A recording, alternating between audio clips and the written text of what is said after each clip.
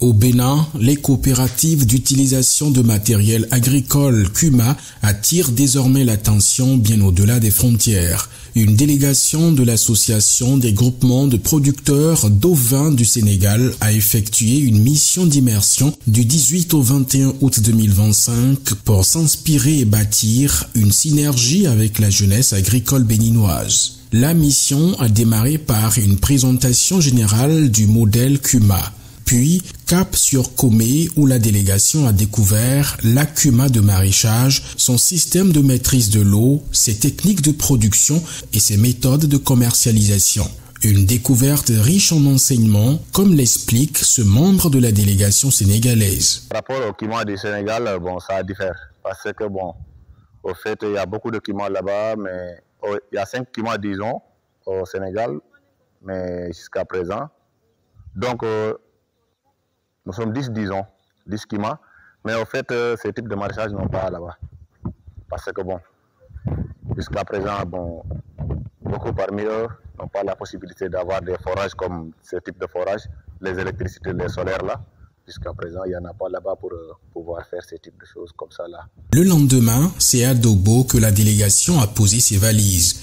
Ici, l'expérience des CUMA spécialisés dans le tapioca a retenu toute leur attention. Fonctionnement interne, organisation du travail et surtout gestion communautaire du matériel. Un modèle qui suscite l'admiration des visiteurs.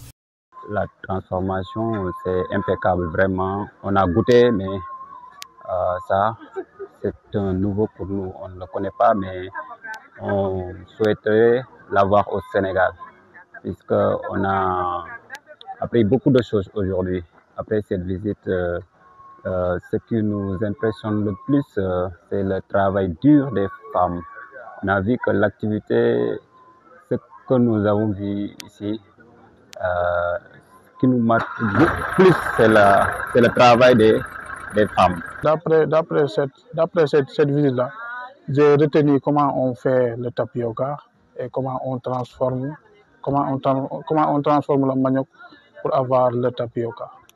Troisième étape, Toviclin avec la transformation de l'arachide, puis Lalo où les producteurs de soja ont montré leur savoir-faire. Des réalités qui inspirent les producteurs sénégalais.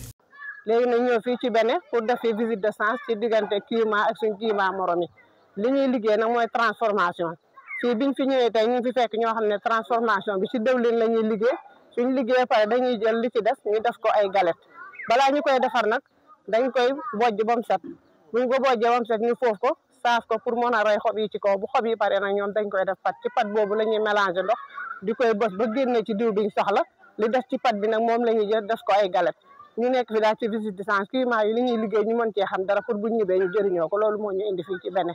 La mission a pris fin à Boïcan par une réunion tripartite entre les collèges de jeunes de la FUPRO Bénin, l'UNCUMA et l'Agroprov.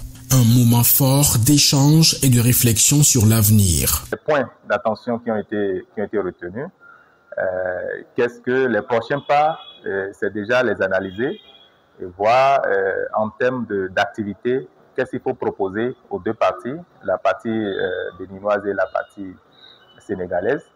Mais c'est également la mise en place déjà d'une plateforme qui pourra réunir tous ces acteurs-là qui se sont rencontrés aujourd'hui.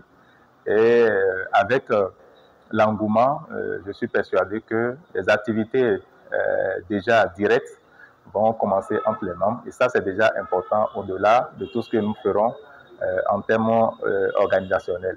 Le coordonnateur de l'UNCUMA au Bénin revient sur les objectifs et les perspectives de cette collaboration. Donc la mission a permis aux Sénégalais de découvrir le fonctionnement du réseau CUMA au Bénin et également de mener une synergie autour de la jeunesse qui aspire à la production agricole.